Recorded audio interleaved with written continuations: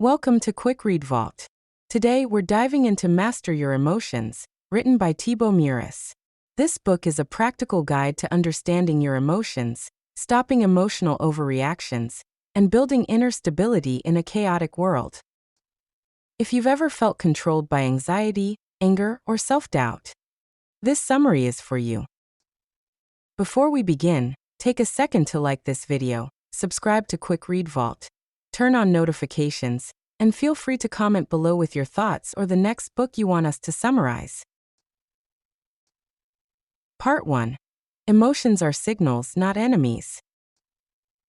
Most people believe emotions are something to fight or suppress, but Muris explains that emotions are signals, not enemies. As the book says, your emotions are messengers trying to tell you something. Negative emotions don't exist to hurt you.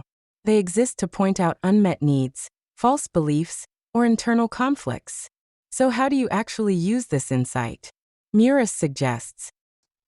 First, pause and notice the emotion. The moment you feel something strong, stop for a second and observe it. Second, name the emotion. Identify it clearly: anger, frustration, sadness, or fear. Third, ask the guiding question. Instead of reacting, ask, what is this emotion trying to teach me?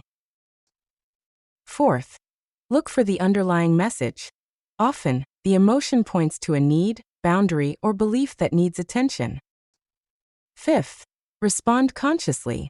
Once you understand the signal, choose an action aligned with long-term clarity rather than short-term reaction. By following these steps, you stop labeling emotions as bad and start seeing them as helpful messages. This shift creates emotional clarity and gives you control over your reactions. Part 2. You are not your emotions. One of the core ideas of Master Your Emotions is emotional separation. Muris writes, you are not your emotions. You are the observer of your emotions. Emotions are temporary states. They come and go like waves. But when you identify with them, saying, I am anxious instead of I feel anxious, you give them power over you. The difference is subtle but powerful. I feel anxious creates distance. You observe the emotion.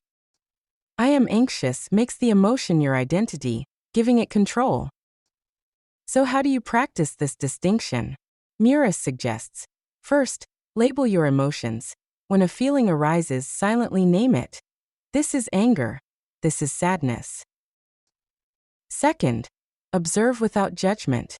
Notice it in your body and mind without trying to push it away. Third, create mental distance. Imagine the emotion as a wave passing through you, not as a permanent state. Fourth, speak consciously. Use language like, I feel instead of I am to reinforce the separation. By consistently practicing these steps, you learn to watch emotions rather than be controlled by them. This awareness is the foundation of true emotional mastery. Part 3. Thoughts create emotions. Your emotions don't appear randomly. They are created by your thoughts and the meaning you give to events. As the book explains, it's not events that disturb us, but the meaning we give to them. Two people can experience the same situation and feel completely different emotions. Why? Because their thoughts are different. So how do you use this insight to master your emotions? Muris suggests. First, notice your thoughts. Pay attention to what you tell yourself in response to events. Second, identify interpretations. Ask, what story am I telling myself about this situation? Third, challenge unhelpful thoughts. Question if your interpretation is true or helpful, or if it's exaggerating fear, blame, or guilt. Fourth, reframe consciously. Replace limiting or negative thoughts with neutral or empowering perspectives. When you change the story in your mind, you change the emotion in your body. Awareness of your thought patterns allows you to respond deliberately rather than react automatically. Part 4. Stop feeding negative emotions. Emotions grow when you give them too much attention. Murus reminds us, what you resist persists. Fighting or obsessing over negative emotions only makes them stronger. So how do you actually stop feeding them? First, pause and observe. When a strong emotion arises, notice it without immediately reacting. Second, name the emotion. Say to yourself, this is anger, this is frustration. Third, accept without judgment. Remind yourself it's a natural signal, not a threat. Fourth, let it pass. Don't argue with it or try to push it away. Visualize it like a wave flowing through you. Shift your attention. Focus on something constructive or grounding once the intensity reduces. When you stop giving mental energy to negative emotions, they naturally fade. This method builds true emotional resilience, helping you respond thoughtfully instead of suppressing feelings. Part 5.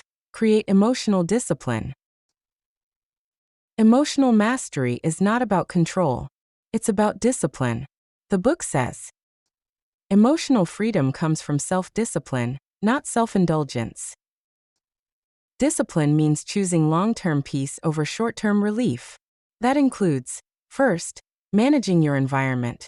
Surround yourself with supportive people and spaces that reduce stress. Second, limiting negative inputs. Be mindful of what you watch, read, or listen to. Avoid negativity that feeds anxiety. Third, creating daily reflection habits. Take a few minutes each day to observe your thoughts and emotions. These simple habits strengthen your awareness, helping you respond thoughtfully instead of reacting impulsively, and gradually improve your emotional stability. Final takeaway: emotional mastery is a skill. Master Your Emotions teaches one powerful truth. You don't need to control the world to feel good. You need to control your inner world. Emotional mastery is not a natural talent. It's a skill you can learn. So how do you develop it? Murus suggests 3 key steps. First, awareness. Observe your emotions and thoughts without judgment. Know what you feel and why. Second, discipline. Build habits that support emotional stability, like managing your environment, limiting negative inputs, and daily reflection. Third, practice.